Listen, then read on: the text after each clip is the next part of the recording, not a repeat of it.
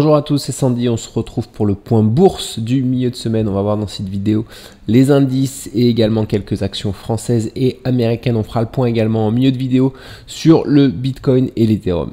On commence avec le SP500, alors toujours la même chose que la semaine passée, on est toujours en direction des 618,40 qui est l'objectif du SPY de cette figure du triangle ascendant sur le SPY qui est le TF du SP500. Alors on devrait normalement atteindre cet objectif, sachant que on a une ligne de tendance ici qui nous sert de repère, c'est-à-dire qu'à partir du moment où on va venir sur cette ligne de tendance, il faut s'attendre à un rebond. Si jamais on la franchit par le bas, qu'on clôture et qu'on confirme la clôture, on partira probablement sur une correction un petit peu plus grande, mais c'est vrai qu'on a une petite ceinture de sécurité avec cette ligne de tendance ascendante ici sur laquelle on devrait rebondir à chaque fois qu'on vient la tester. Alors c'est pas à privilégier pour le moment, on est proche des objectifs, donc je pense qu'on peut les atteindre d'ici le prochain mois, peut-être même avant Noël, donc on va suivre ça en tout cas, mais le SP500 qui continue son rallye haussier. Même chose sur le Nasdaq, on est toujours sur une jambe haussière, on continue la hausse sur les indices américains. Alors pareil, si jamais on corrige, on a toujours cette ligne de tendance ascendante ici sur laquelle on est susceptible de venir s'appuyer pour repartir vers le haut. À partir du moment où on va la franchir par le bas, on partira potentiellement sur la construction d'une autre figure un petit peu plus longue dans le temps, potentiellement de continuation haussière, sachant qu'il faut toujours garder à l'esprit qu'on est en direction des 600,40 qui est l'objectif de cette figure, de ce triangle symétrique de sommet sur le QQQ, le TF du Nasdaq. Donc il faut toujours privilégier une continuation de hausse, encore une fois, jusqu'à ce qu'on casse cette ligne de tendance. Ce sera le signal d'après moi d'une consolidation potentiellement un petit peu plus longue dans le temps sur le Nasdaq. On commence le tour des actions avec Apple qui a franchi à la hausse sa résistance des 236,90 $. Une cassure du coup qui a été confirmée hier. Donc on prend la direction des objectifs qui sont bien plus élevés, autour des 277 $ qui sont l'objectif de cette configuration ici. Une grande tasse et anse. Alors il faut savoir que pour ce genre de figure, en tout cas, les objectifs haussiers sont atteints seulement 49% du temps et on a un taux de throwback très élevé de l'ordre de 70% ici. Donc personnellement, si jamais on revient dans cette zone, je m'intéresserai grandement à Apple, tout simplement parce qu'on a un double futur support ici. On a à la fois une ligne de tendance ascendante et une ancienne résistance qui va jouer le rôle de support. Donc on est susceptible de rebondir ici pour partir en direction de cet objectif du coup qu'on atteindra seulement une fois sur deux. C'est le genre de figure qui ne valide pas très souvent malheureusement ces objectifs, mais en tout cas ça reste une fois sur deux. Je pense qu'on a des prises de position qui sont assez rentables ici, sachant qu'on a les 50% de l'objectif qui sont atteints dans l'ordre de 70 ou 80%. Donc dans tous les cas, si on revient rapidement retester cette résistance, on aura potentiellement de bonnes chances d'atteindre au moins cette zone là. Coinbase, on est toujours en direction des 400 $ depuis qu'on s'est extrait de cet élargissement descendant avec la zone de résistance ici et la zone de support à cet endroit-là. On est susceptible de venir effectuer un throwback dans les prochains jours. En tout cas, si on arrive sur cette zone-là, on est susceptible également d'observer au moins un rebond technique. Mais ce qu'il faut privilégier si on revient dans cette zone-là, c'est bien sûr l'atteinte des 400 $. Alors, pas sûr qu'on fasse ce throwback. Dans 60% des cas, on part directement vers les objectifs. Ça pourrait être également le cas sur Coinbase. Mais en tout cas, si cette zone se repropose ici, elle sera très intéressante. En tout cas, je m'y intéresserai personnellement pour une entrée en position en vue d'un rebond pour aller chercher les objectifs. Meta, on n'est pas revenu chercher la zone ici basse qui était l'objectif du coup de ce triple top, tout simplement parce qu'on n'a pas cassé, on n'a pas confirmé la cassure de ce support ici horizontal aux 561 $. On a réintégré tout de suite directement pour valider cette figure, cet élargissement légèrement descendant avec la zone de résistance ici, la zone de support ici. On a franchi, on a cassé hier cette résistance et on est en direction du coup des 652 $ sur Meta qui correspond globalement à l'objectif de cette configuration ici qui se trouve aux 642 $. Donc on devrait, en tout cas c'est le prochain objectif à privilégier, c'est cette zone des 640-650 $ sur Meta qu'on ne devrait pas avoir de mal à atteindre d'après moi. Après en cours de chemin bien sûr, on peut revenir tester l'ancienne résistance avant de repartir vers le haut. En tout cas c'est des objectifs ici pour les 652 $ qui sont atteints 81% du temps. C'est donc des objectifs qu'il faut privilégier sur Meta. Nvidia, je suis entré en position ici sur ce point-là. Depuis qu'on a rebondi du coup sur la ligne de support, on a effectué un îlot de renversement ici. Les objectifs de cet îlot se trouvent sur les 153 $ sur Nvidia. Donc je privilégie un rebond, cependant je reste méfiant dans cette zone ici à l'atteinte de la hauteur de cette première épaule parce qu'on est susceptiblement dans le scénario d'une épaule tête épaule sur Nvidia. Donc il faudra se méfier à l'arrivée de cette zone autour des 144 $, sachant que globalement on observe quand même sur Nvidia un petit essoufflement depuis quelques semaines, des hausses qui ont de plus en plus de mal à casser les plus hauts. Donc faut rester méfiant en tout cas. Bien sûr on peut repartir vers le haut, sachant qu'on a toujours les objectifs aux 170 $, qui sont à privilégier, les objectifs de cet élargissement descendant avec la zone de résistance ici et la zone de support ici, et également les objectifs d'un grand double bottom à cet endroit-là. Donc on a deux objectifs qui nous mènent aux 170 $ qui sont atteints pour le double bottom 68% du temps et pour l'élargissement descendant 81% du temps. Donc ça reste quand même des objectifs à privilégier, mais méfiance quand même à l'arrivée dans cette zone des 143-144 $ parce que si jamais on revient tester ensuite de nouveau le support, on aura de fortes chances ici de casser cette zone vers le bas pour aller chercher des niveaux inférieurs. Un petit point rapide sur les crypto-monnaies et le Bitcoin. Du coup, vous avez parlé le week-end dernier d'un potentiel élargissement avec une zone de résistance ici, une zone de support ici. Je pense pas qu'on soit finalement dans un élargissement, tout simplement parce que la rotation partielle prend beaucoup de temps ici à s'effectuer. Cependant, je pense tout de même que si on revient tester la résistance, on aura de bonnes chances cette fois-ci de la franchir à la hausse, tout simplement parce qu'on est potentiellement sur un scénario de triangle symétrique de sommet, qu'on a de bonnes chances en tout cas de casser par le haut. Si jamais on n'est pas dans ce scénario de triangle symétrique de sommet et que on corrige de nouveau, on pourrait aller chercher légèrement plus bas. Alors je cherche la poubelle, voilà. On pourrait aller chercher légèrement plus bas pour rentrer dans un canal. Ici on a un canal qui a été, si je reporte du coup la résistance sur le support ici, on a potentiellement une belle zone pour un futur rebond et une figure de continuation haussière sur le Bitcoin en 4 heures en tout cas. Donc globalement le Bitcoin qui est sur une belle consolidation latérale qui laisse supposer à une continuation haussière en tout cas à court terme d'ici le milieu du mois de décembre d'après moi. C'est l'Ethereum qu'il faut surveiller attentivement en ce moment, tout simplement parce que s'il lance son bull run, il pourrait emmener dans son sillage de nombreux autres cryptos. Comme on l'a vu ce week-end, on est sur une double résistance en ce moment, à la fois la résistance de l'élargissement descendant qui se trouve ici avec le support à cet endroit-là, et une résistance du coup horizontale qui a joué le rôle de support ici, de résistance ici, de support ici, et qui a joué une première fois le rôle de résistance. On est en train de la retester une nouvelle fois. Si on franchit cette double résistance, on a de bonnes chances pour Ethereum de partir sur un mouvement haussier d'ampleur. Bien sûr, on est susceptible d'effectuer tout d'abord un throwback avant de partir vers le haut. Alors l'objectif, il me semble qu'il était autour des 5600 ou 5700 $, l'objectif de cette figure sur Ethereum. À voir si cette résistance est franchie dans les prochains jours ou pas, sachant que le scénario que je privilégie toujours, c'est une petite rotation partielle comme je vous l'ai indiqué ici, avant de retester cette double résistance pour la franchir par le haut. C'est souvent ce qu'on voit sur ce genre de configuration, mais là au vu du mouvement du jour, Ethereum semble un petit peu pressé et pourrait franchir cette double résistance rapidement. S'il a franchi cette double résistance, il pourrait partir sur un mouvement violent vers le haut.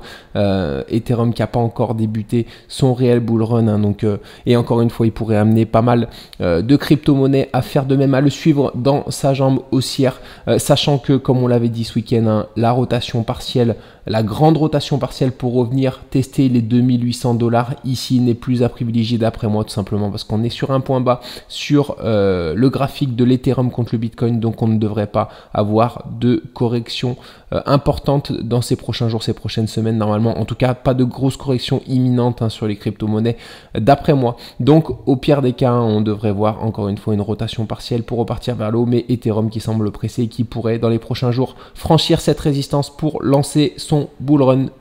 On passe sur le marché français, on commence avec le CAC 40 qui a bel et bien rebondi sur la zone, la ligne de tendance hebdomadaire en rouge qu'on avait vu dans les précédentes vidéos. Donc c'est le cas, on est revenu du coup au contact des 22 835 sur le PX1GR qui est le CAC 40 avec dividendes réinvestis. Désormais cette zone des 22 835 qui a été déterminante à plusieurs reprises récemment. Et de nouveau déterminante. Est-ce qu'on valide du coup une figure de retournement avec, il me semble en une heure ici, une sorte d'élargissement descendant à angle droit. Si on franchit cette ligne des 22 835, on partira sur une figure de retournement et potentiellement sur un nouveau départ haussier sur le CAC 40 à voir si on arrive à valider cette figure de retournement. En tout cas, c'est toujours les 22 835 qui vont jouer un rôle important à partir du moment où on va clôturer et qu'on va confirmer la clôture au-dessus de cette zone des 22 835. On aura potentiellement le CAC 40 qui aura touché un point bas et qui repartira sur un mouvement haussier. La prochaine zone, si jamais on regagne cette zone des 28 835, sera les 23 965, les 24 000 sur le PX1GR où on aura une résistance importante à franchir. On sera susceptible de patienter, en tout cas de buter quelques jours sur cette résistance avant potentiellement de repartir vers le haut, mais plutôt optimiste en tout cas sur le CAC 40 depuis qu'on a rebondi sur cette ligne de tendance. J'attends en tout cas, c'est ce que je privilégie, une cassure des 22 835 pour repartir sur un mouvement haussier sur le marché français. Carrefour, je vous avais reparlé du coup ce week-end de cette zone-là parce qu'on était susceptiblement dans le scénario d'une grande épaule tête, épaule inversée. On a traversé fortement à la baisse du coup cette zone pour potentiellement valider autre chose.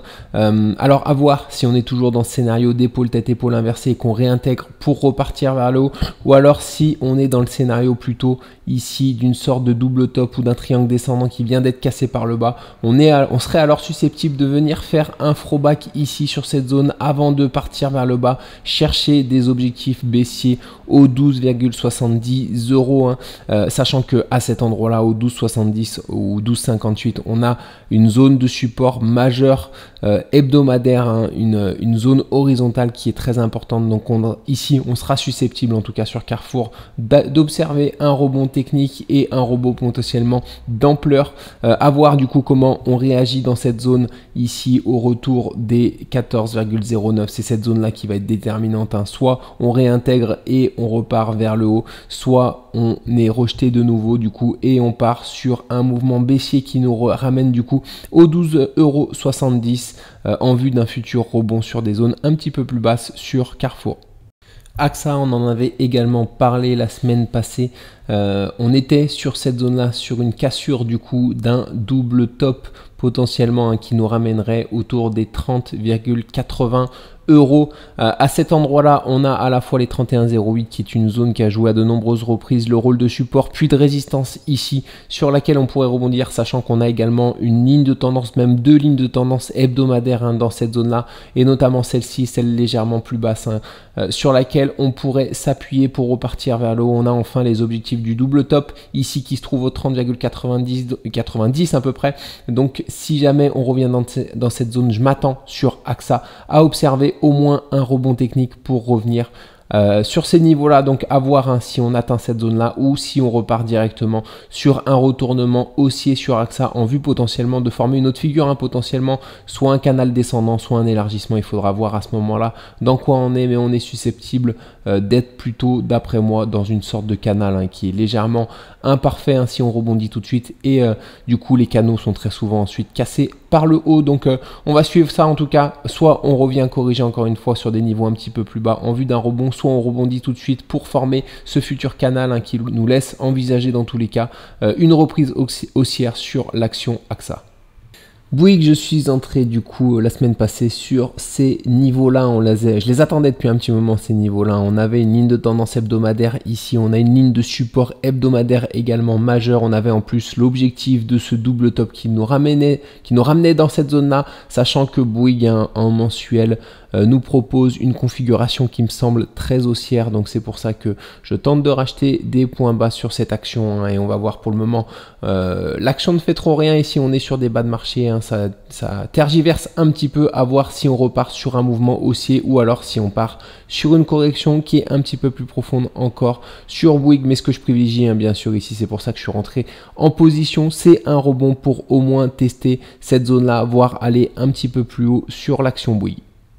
Michelin entraîne toujours dans cette zone là qui me paraît très intéressante, hein. Cette zone, c'est à la fois les objectifs de ce petit drapeau ici, hein, qui nous menait aux 30,46 €. On avait également les 30,26 € qui était une ancienne zone de résistance et de support. On avait enfin une ligne de tendance hebdomadaire, hein, qui passait par cette zone là. On a légèrement franchi à la baisse, cependant c'est une ligne de tendance hebdomadaire, donc parfois il y a quelques débordements, hein, sur ce genre de ligne de tendance.